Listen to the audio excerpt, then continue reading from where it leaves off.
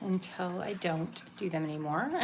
What I'm doing is taping down some 100% cotton watercolor paper down with some basically masking tape. You can use whatever tape works for you. I know a lot of people use Scotch tape and they like it. I don't prefer it. I prefer soft tape by Holbein, but I am trying to use up this inexpensive tape in the meantime. So I like to tape my paper down with that. And so the reason why, there's two reasons why I like to tape my paper down. First off, I like the border, and I do reuse my tape. Second off, I like to tape it to something that I can tilt and manipulate. That way, if I want water to move, paint to move, something to move, I can easily do that. I can also, I don't want to use that. I often will grab my tape and I can prop my board. That's another reason why I like to use these. I can prop my board on something at different angles, right? And so you can get water and, again, paint to move in different directions. And also it's nice, especially if you are not at home and don't have your heat tool, you can take this and you can have multiple of these and you can let this dry while you're doing another one, right? So this I have prepped for something else I have to work on later. And so I have multiple of those to, you know, to just save time for later to have everything ready. Let me get this angled correctly. Drives me nuts when it's not. And another reason I like this is because I can use my heat tool and it won't ruin my tabletop. It won't warp or anything. These are just super handy. If you don't, you can tape down anything. Piece of cardboard, a piece of glass if you're careful. You just want to be careful. If you get the inexpensive frames that you can fill in, they have really sharp edges. So you want to sand those down or just be really mindful. They're oddly sharp. Like slice your fingers sharp. Oh, okay, sorry, I had to have a sip of my coffee. I no longer drink caffeine, but I do love the taste of coffee, the comfort of coffee, and so I still drink coffee, decaffeinated coffee. Just how I like it though. All right, I'm going to grab a softer mop style brush, and I think I'm going to use these. These are by Handmade Paints by Addison and Sedgwick. This is her autumnal equinox set from last year. She's also releasing it this year. I think it has a few different colors in it. And I think I might use a few colors in it from her. And you know what? I'm going to wet my paper first. Take this little mini spray bottle I have. Oops, I'm going to face the actual sprayer to your paper. Very helpful. If you want the actual water to go on the paper, good idea. All right, I'm going to use a flat brush to just move the water around here to make sure it gets everywhere. It's a small piece of paper, so I don't worry about evenly coating too much. If it's a bigger piece, you'd want to, because, you know, sorry, I was making sure my stove was off. It would be dry in different spots, but since it's so small and we're working this small, we can just kind of maneuver it where we want and just kind of make sure that there's water where we want it to be. So I am an intuitive watercolor landscape artist. So what that means is I just like to take paint colors and I like to just paint from whatever leads me. I don't think of something in my head. I can't see things in my head, so that doesn't work for me. I don't love reference photos. I do use them because it's kind of necessary in this line of, on this hardcore hobby I have here. Job slash hobby slash, you know, passion this is. So I will often use reference photos just for that. And also it's really good practice to use reference photos. And it's really good practice to step out of your comfort zone, right? So reference photos are not my comfort zone. And so that's what I often like to step, you know, into, is something uncomfortable. And that would be reference photos. So right now I'm just getting what we call a base down, sort of just an idea for what I might want to do. And I don't know what that is. I'm just getting color on the paper to sort of see where this all leads me. And maybe it leads me somewhere and maybe it doesn't. That green definitely does not lead me anywhere. I don't love that green at all. Okay, so when I don't like a green like that, what I do is take that green on my palette. I have a palette that you can't quite see because just screens don't work like that on here. So I'm going to get my green off screen on my palette. I'm going to take some orange and I'm going to mix a little bit of orange into that green. And don't love it yet, so I'm going to take more of my green back, mix that in there. Okay, still not yet. So what I can do is I'm going to take a little bit of blue. I'm going to mix that in there. And then I'm going to go back in with a little bit of orange. That was really thick pigment. A little bit of orange here and put that in. and then back in with this kind of a more of a reddish purple color. I'm gonna mix that in and let's see what we get.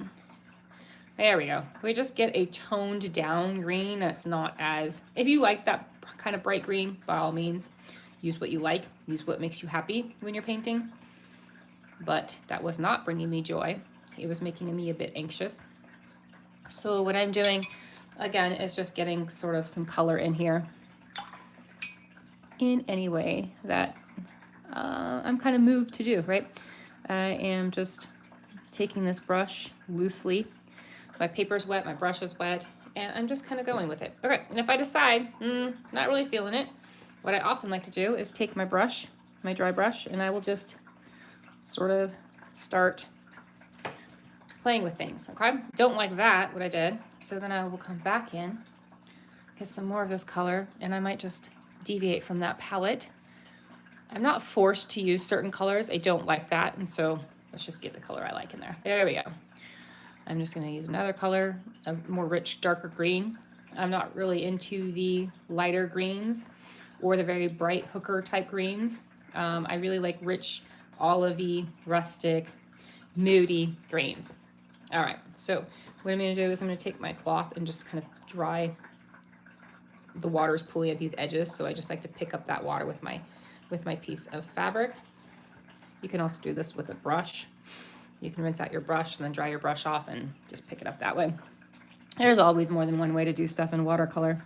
There's not a right way or a wrong way, just different ways. And you can do whatever works for you. You can leave the water. The water's not gonna, if you're just practicing, the water's not gonna do anything bad. It's just gonna have some fun there and play. All right, so I'm gonna rinse my brush pretty good here. I want to disperse this yellow a little bit, just kind of move it around. Move it up into that pink, move it out. Okay, so now I do want to bring in, oops, I hit the green instead of the blue. Get all that green out of my blue now. My blue is very light. It's kind of a light denim color, sort of a bluish lavender from what I can tell right here. And I don't have a clean spot. Let's see if my turtle lid is clean. Nope, so I could just take an edge. I have a lot of palettes, but I haven't cleaned anything in a while. What you can also do, if you don't have space on your palette, all I do is take a wet cloth and I will just wipe it and make space. And there you have your space. And then you can do your mixing. So super easy. You don't always have to clean stuff. I rarely clean. I like all the different colors in there. I don't think I'm wasting them. I just like to mix up some nice grays and some browns sometimes and stuff like that. So I used to think I was wasting, but I've definitely have gotten over that with how much I do paint, and it's not really that. It's not so much paint at all that you're wasting. Like, it might feel like you're rinsing a lot away, but it's so very little in the grand scheme of things. And you know, I paint a lot, so I definitely definitely have had my fair share of you know, seeing how much paint I waste, quote unquote, and I don't waste that much at all. Let's see, just playing, there's nothing in particular here. I could take a liner brush or a rigger brush, which is just a very thin, skinny brush. Let me show you this kind of brush. And what I can do, I can also go back and get my dark color, my dark green, and you can mix up any green color, and maybe just pop in some suggestions of trees. Maybe we can pretend these are treetops that you're seeing here. Not too much water back into the paper. Oops, that was a lot. And that's okay. Everything's still really wet, so it'll still disperse and move around. And so I'm not exactly painting trees, right? I'm just kind of painting the tops and maybe side to side to make a little bit of a triangle shape, just so that there's a suggestion of a tree, so you don't have to know how to paint trees. This is a really good way to paint stuff if you're new to painting trees and you're not really sure how to paint them, or yours aren't just coming out very well, or you know, you've painted a lot of them and you're just like, wow, they're just not looking like the ones I see or that you see online or on Instagram or wherever it is that you're looking. And so just, you know, suggest, and the more you suggest, the less focused they'll be on each one, and so it sort of takes away from the focus of everything else, right? And sort of lets it disperse. And then you get more of a suggestion of trees, right? You see, oh, okay, your eye isn't drawn to one tree. It's just the idea of a lot of trees. And that, I feel, works. I don't know, maybe it doesn't work for everybody, but it does feel like it works for me. And I like being able to do that. I can finally paint a tree, though, finally. It did take a long time, thousands of trees, but I can finally paint a tree. And yeah, so now I'm having fun suggesting them and having you suggest them too, because it's a nice way to quickly get something done. Also, if you only have 5 or 10 minutes to paint, if you're short on time, if you work a lot, if you have a busy schedule, the kids, you know, are always with you. I do paint. A lot of my time is spent after the kids go to bed painting, and so, or the grocery store, which they are at today, and that's why I do my lives on Wednesdays, because my family usually goes to the store that day, and so I will have some time to paint with you. And this is what we're doing today. So after this painting, I will go on to Instagram and I will paint a little bit there. And then that will be a quickie, and then I'll shut down that one and I'll go to an Instagram subscriber live, which is a private live for just that community. And so it's just a smaller community that I like to paint with. And we do have a chat. We have a paint along every month. We have special offers from makers, handmade makers and whatnot, and advent calendars, and lots of fun little stuff. I often am able to give seconds on ceramics or pieces from makers. They will often offer them to us first, and so you get first dibs. Just kind of fun stuff like that, and it's just a great way to support like your favorite makers. If you have another favorite, it doesn't have to be me. It could be anybody. It's a great way to just kind of show them some love, and it's you know, come when you want, leave when you want, pay when you know, pay, and then do a month and you can quit, and it doesn't have to be. It's not a forever thing. Okay, I'm going to dry this. I'm going to go ahead and mute you so you don't have to listen to the drying.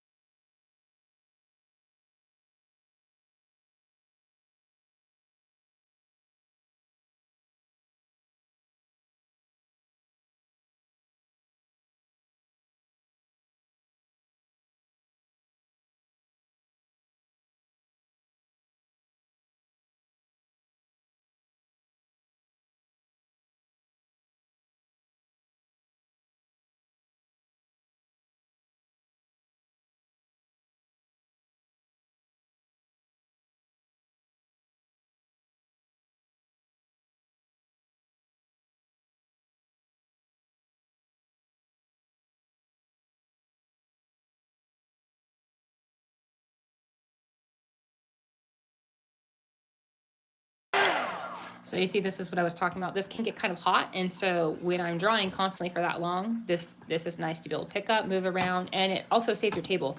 So my table is completely cool under here, but this is all warm from the direct heat tool. You can use a hairdryer, but I really love these heat tools. They're about $10, best $10 I've ever spent. I even have a second as a backup, just in case one breaks.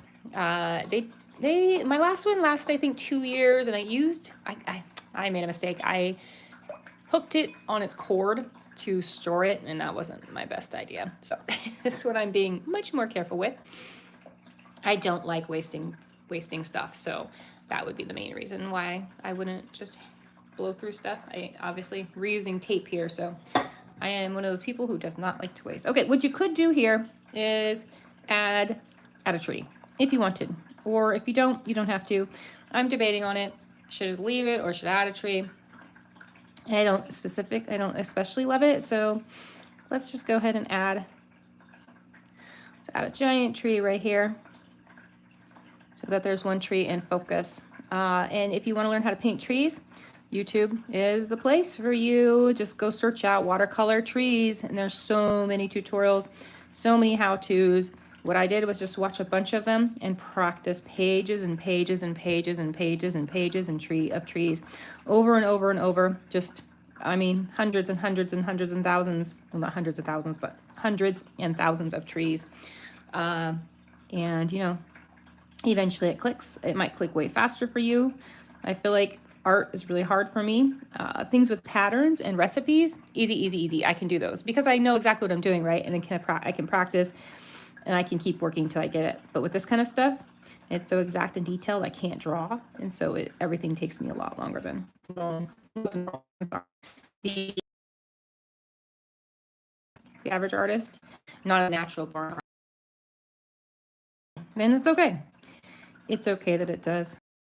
I've come to terms with it. I'm used to that now, and I know my skill level, and not where I max out necessarily, but I know what I can do without causing too much frustration, or, you just kind of learn to work with your, I don't want to call them limitations because they're not, because I'm constantly learning, but I'm learning to work with what I have and what I don't have. And it makes this journey a lot easier and a lot more fun.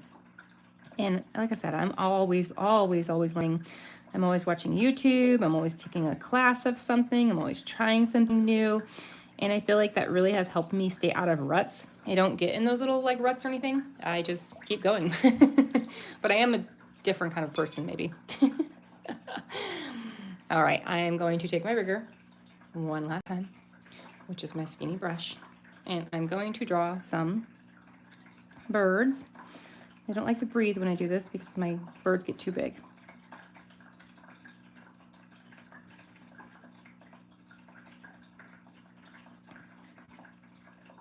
Okay, there you go. 2 little birds. I'm going to dry one more time.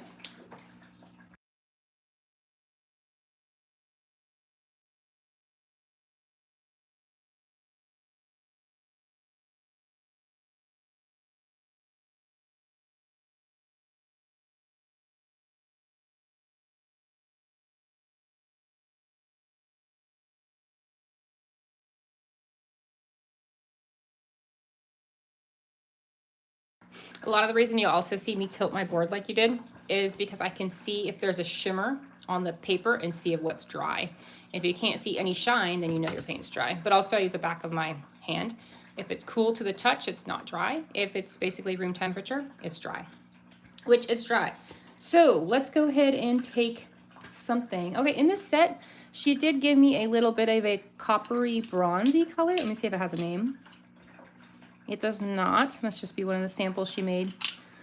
Sometimes handmade paint makers will make samples of stuff and either not use it or maybe just pass on a small sample to people just to, just to pass it along as a thank you and whatnot. So Carrie is a handmade maker and she makes paints. A lot of them, and has been making them for a while. She sells them at a really, really decent price. So if you're looking to get into handmade paints affordably or try some, she's a really great one. She was one of my first, not my first, but one of them. And I really appreciate her. And the paints she makes, they're really solid paints. And that's important to me. I like all the paints I use though. If I don't like them, I won't use them. So if you see me not using something you know I have, you probably know I don't like it. Or also I do like some I have a few makers I work with, not like contract or anything, just I like to help out, and so you'll often see me using those ones as well. And I love them, so. And I won't use stuff I don't like, and I won't talk about stuff I don't like, and I won't promote stuff I don't like. So if I use something and I don't talk about it too much, then you probably know it's not my favorite. Okay, so this shimmer is not giving me the shine I want, quite honestly. So what I'm gonna do is I'm gonna switch to a different one. This one by Cosmic Laura. She makes shimmers a lot. It's one of her things. Carrie is more of a mattes girl, which is, just all these colors I used before. And so shimmers are something Laura does. I wouldn't say full-time, but it's kind of more her full-time gig. So let's use this beautiful color, and I'll show you what I mean. Come on, there we go. It's a very thick, you'll see in a second. Let's just block off our area. It does go far. That's why you see me blocking everything off. You don't like it to get places. It gets on your clothes. It gets on my glasses, the walls. Ooh, do you see it? You probably can't see it yet. I'll tilt the paper so you can see in a sec. But let's go up just a little bit. I like to get them up in there. I try not to get in the sky, which you can, you can do this. You can angle it. So these could be fireflies. These can just be little foreground florals. They can be whatever you want them to be, or nothing at all, right? As the artist, it doesn't have to make sense. If it doesn't make sense to other people, that's okay. It doesn't matter. It's for you. You're painting it. And if you want it to tell a story, well, then that person can, choose their own story. So, woohoo, right? Come on, come on, come on, overpriced, focused, non-focusing camera. Oh, killing me. All right, well, I'll show you again in a sec here. Okay, that was it. I won't dry this layer. I'll just be careful. Typically, when you're painting, you want your paper to dry 100% completely taped down. You'll have a better chance of it laying flat. Sometimes mine buckles, but again, mine's all practice, so I'm not super concerned about that. And look at me, under 20 minutes today. Woohoo! So this is great, quick beginner piece for a bookmark. You could make it for just a card. And again, with the non-focusing, huh? We don't want to focus here? I guess we do not. All right, let me tilt it this way. Isn't that pretty? That shimmer's so pretty. All right, and I got to show off my favorites. Look at those. She made some. She restocked. So if you were looking to get some otters, they are restocked. This is my Etcher round brush that I use for splatters. I love Etcher brushes. They're great brushes if you use a set of rounds. They come with a fan brush and a few flat brushes as well. Tintoretto is one of my favorite tree brushes. I have a link for that if you need.